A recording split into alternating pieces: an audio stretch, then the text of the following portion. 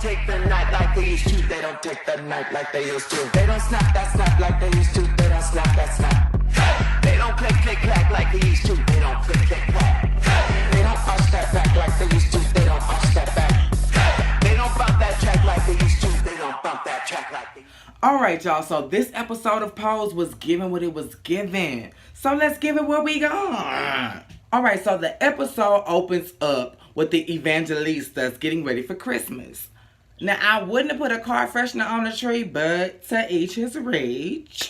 Angel starts to open up a little bit about her past, and she reveals a Christmas memory that she had, I'm guessing. Was it for Christmas?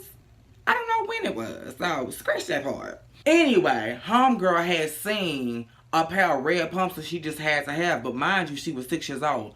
And a boy at the time. So, of course, she wasn't getting them. Mama said, oh, hell no, ma'am, I'm going to get them, at least one. So she had snuck one shoe in her coat and thought she was going to smuggle it up to the room, but she had tripped and fell. And when she had tripped and fell, the shoe had fell out. Daddy had slapped her across the face, and of course, she never saw those pumps again. So she was like, I don't really want it for Christmas, so it had to be for Christmas. Anyway, she was like, I don't really want it for Christmas. Kumbaya, my lord. Poof la boof. Now, between you and me, I really think she don't really want nothing for Christmas because she got that whole apartment that I don't think her family know about. Now we get down to Ricky's first walk, and that was in the fur coat category, I believe. Homie won first runner up or whatever, so boom, kaboom. Damon feels like that was like a shoe-in to get Blanca to pay attention to him, to get him into the house of Evangelista. Now, I have a question because even though I'm gay and I've been gay really all my life, well, I had a little phase when I was like between 12 and 16 where I thought I was straight, and then I had another phase between like 19 and 21, but we're not gonna really talk about that right now. Needless to say, I don't really know much about the houses, so if y'all belong to the same house, don't that make y'all brother and sister? Damon, why you trying to get your man to be your brother? Like, can somebody who gay hop in the comments and explain that shit to me? Because I don't really get that, you know. Is that like gay incest? Oh, Lord, I can go into this for days. So somebody just really just break it down to me, please. Now, this hospital scene, y'all, that was really pivotal to me because Ryan Murphy, no, Janet Mock directed. No, she didn't. She wrote this episode. But Janet Mock and Ryan Murphy had a vision in mind to place these two figures together because honestly, they're from two separate worlds, but they're closer than they could ever imagine. And it's so crazy because I just put this together, thank you, Holy Spirits. When Mama was talking about the balls and how they're so unimportant to Blanca later in the episode, she didn't even realize that she was standing next to the announcer. You know, the heart and soul that is these gay balls. Standing right next to him, these gay balls. Now that was classic. Okay, now moving on to the actual scene. Billy Porter, because I don't remember his name in the show, but Billy Porter was visiting his boyfriend who not only has HIV but has pneumonia. And y'all, oh, I'm not going to get into that.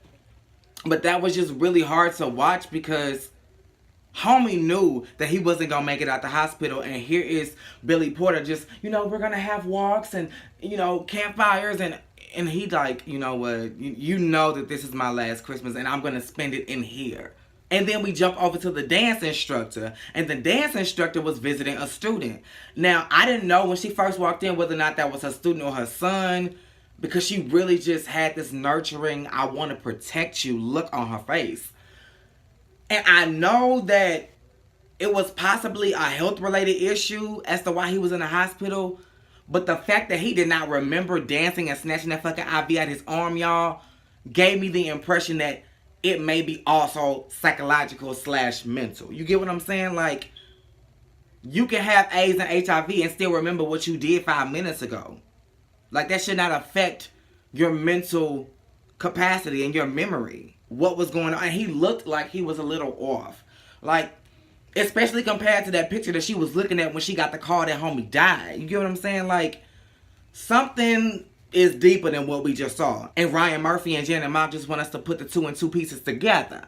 Now, before I hop off of this, I want to remember that scene that Billy Porter and Blanca had. To see him open up like that to Blanca, especially Blanca because he knows that Blanca got HIV and Blanca can't relate, gave me a mixture of emotions, y'all, because I'm thinking, Oh my God, the strength of Blanca right now, knowing that she is literally going through the same thing, to be there for somebody else and be like, no, you gonna push through. You know, I'm gonna be here to listen to you and to be a friend. But then the other side of me was just like, damn, what is really going through Blanca's head in this moment? She knows that her life is limited because she has this life-threatening disease, but shit just got really real. You get what I'm saying? And she is literally sitting in the vicinity of it. So I really was intrigued to know what was on her mind as it related to her situation. Angel's apartment. Alright, so we finally see Angel's apartment. And okay, Stan, you went all balls to the walls for this because this is a nice ass apartment, okay? And then we move on to the bedroom. And then Janet Jackson lets the Wait a While come on. And Angel and Stan have their first time in her apartment. And I think that's the first time. The way she was acting like, okay, you sure you want to get my legs open? like it said, I think it was the first time. I think it was. Damon being late to this dance class. While I don't think that he should have been dismissed, I do go up for Mama's monologue. She gave it to his ass good. Being great is failing over and over and over again. And if you want to be great at this, you have to take it fucking seriously. I thought she was just going to clown his ass and be like, now get your ass in line. But baby, not only did you miss the first little piece of class, but you also missed the warm-up. You was later than you thought. And all this because you trying to choreograph Rico Suave? No, man. And he was not getting it. The other two could have taught him the one too, okay? Homie was going to need all night to get that completed. And you still didn't get the mission accomplished on either side. You got kicked out of class and you could not walk in the snowball. Boom. Cake. Elektra and this reassignment situation. Y'all, Elektra is one cold, crafty bitch. She went to this doctor, found out what she needed, got that little bug in her ear that now that everything has panned out and they're trying to continue with their research and keep this shit open, Elektra is now at the top of the list. Baby, Elektra say, how much do I need? She got these girls fucking robbing Santa. Oh, holy night. Oh my God, how are these kids gonna eat? Oh my goodness. Stole all their money, got I think almost $3,000. The girls, oh my God, we gonna have a wonderful holly jolly Christmas. Thank you. First of all, don't be thanking Jesus for stealing from his helper. I don't really know if that's Jesus' helper though, because if you switch the words around in Satan, you get Santa, so. But still, okay, what about the children, okay? What about them starving goddamn animals that they keep showing where Sarah McLachlan sing, in the arms of the angel, every year? They get nothing because you wanted a puss. And I hope these girls find out what you did, okay? Because they really thought they was going to have a holly jolly Christmas. And you strutted your ass back in there and was like, here's the money, here's the down payment, sign me the fuck up. But I'm glad I'm staying on you because as I look back, I was wondering why, if you had a sugar daddy and was living so fucking lavishly, why the fuck did you still feel the need to steal? That's what you let it be known, mama. Homie is keeping tabs on every fucking thing that he giving your ass. And you paying back with interest, mama. So, if it ain't a need, if it ain't a necessity, if you will, your ass is snatching and grabbing. That's why you're stealing. So you really ain't got it as good as you think you do. But here's the thing now. Baby, you was already coming for Blanca because you was passable. And you felt like Blanca was clockable or clocky. After you get that puss, mama, it's over. Because now you have something that they all want. Something that all these girls aspire to. You will truly be the mother. And baby, that is going to eat Blanca alive. And she will not rest until she is back on top. Now, this parent-teacher conference with the dance instructor and Blanca. Now, earlier in this conversation, I got into it a little bit, but I'm finna really dive into it. Blanca was yet again trying to plead Damon's case. Oh, he's a good boy. Please let him in, da da da. Baby mama was like, listen, I understand that this shit is important to y'all, but you can't devote all of yourself to the ball and all of yourself to this school. No, ma'am. And I feel that 100%. That's why I don't want a fucking manager that's trying to be famous his damn self. Bitch, what the fuck? How you gonna beat me down to the iTunes and the red carpet, bitch? How you gonna beat me down to the goddamn interview? I go to the Breakfast Club and I gotta wait till you fucking finish. Bitch, where's my career? Because you should be managing that. And I get what mama is saying. But on the other hand, mama, you don't know what it's like to be gay. That is literally everything to these kids. Everything. Because while you can go out and achieve these things for real, because these kids are gay, the only time they get to have a similar luxury is in that ball. And even that is short-lived because after they go home, all that shit is over and done with, and all you got is a trophy to show for it. And outside of the gay community, that don't mean a damn thing. I get the dance instructor's point of view, but I also get Blanca's. Like you just don't know. But whether you know or not, one thing that Blanca knew for sure is that Damon would not be walking in that goddamn snowball because she said, you know what? Until you can get your shit together and really prove to this motherfucker that you ain't gonna fuck this shit up, like I promised her you wouldn't, you ain't dancing in that ball, bitch. Now your boyfriend gonna walk. Your sister gonna walk. Your other brother gonna walk. See, I said other brother because it's a hot... Oh, girl, I just don't know. Anyway, everybody walking but your ass. And you sitting at home looking at a goddamn Christmas tree. And speaking of, that's a perfect segue. That conversation between Blanca and Damon was every fucking thing, y'all. I don't remember the entire conversation, but what I remember for sure is him saying, I want to go back to when I was innocent. Or at least remember when I lost it.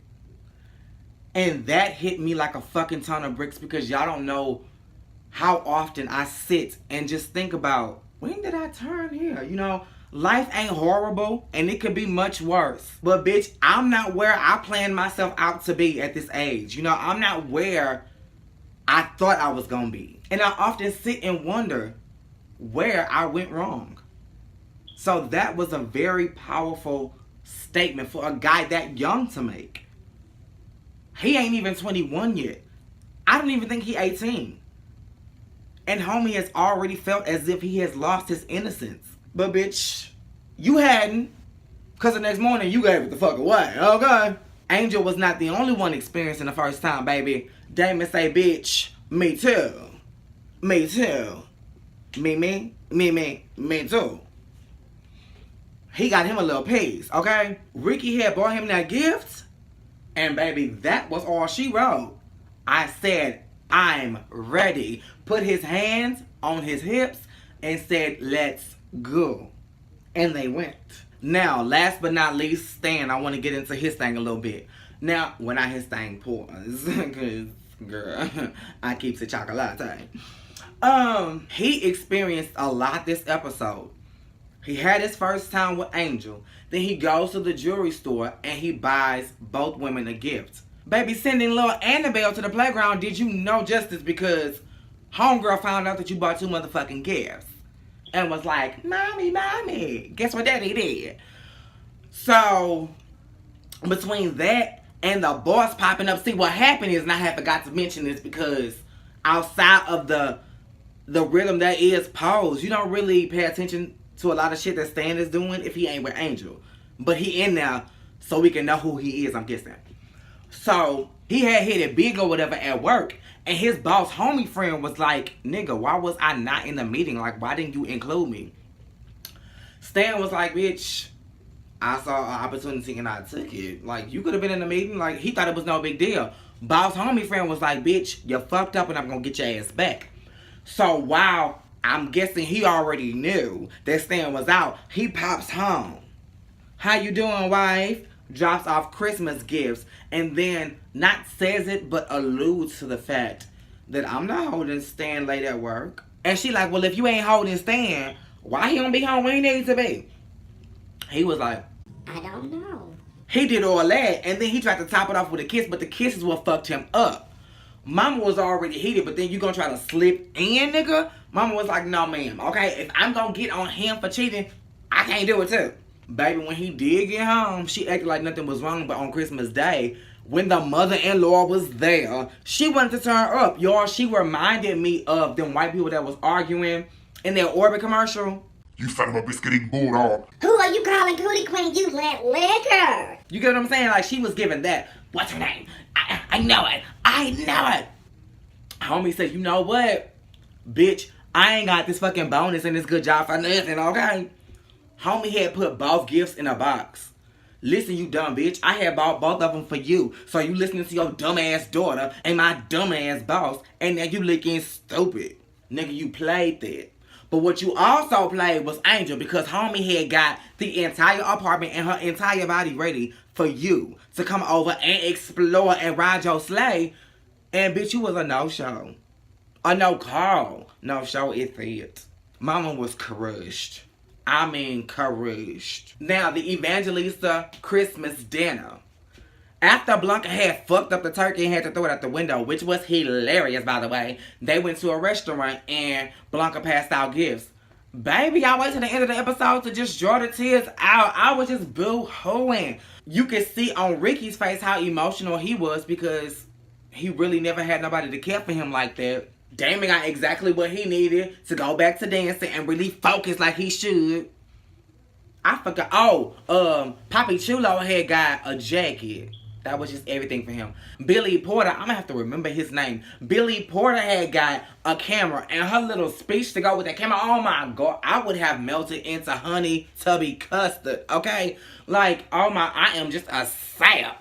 And then she gave Angel the red pumps. Y'all, you could have bought me for a banana and a half a pickle at that point because I was just done. Like, oh my God. They was really crying. Those were real tears, okay? Because I was crying them, okay? I was crying real tears. And something else y'all may not notice that I'm catching. Billy Porter's character is spending a lot of time with the House of Evangelista. Now, I don't know if he's doing it with everybody else and we just not getting that footage or if they're the only ones. But that speaks volumes. Pay attention. But yeah, y'all, that was all this episode gave, and y'all know the drill. Same place, same time.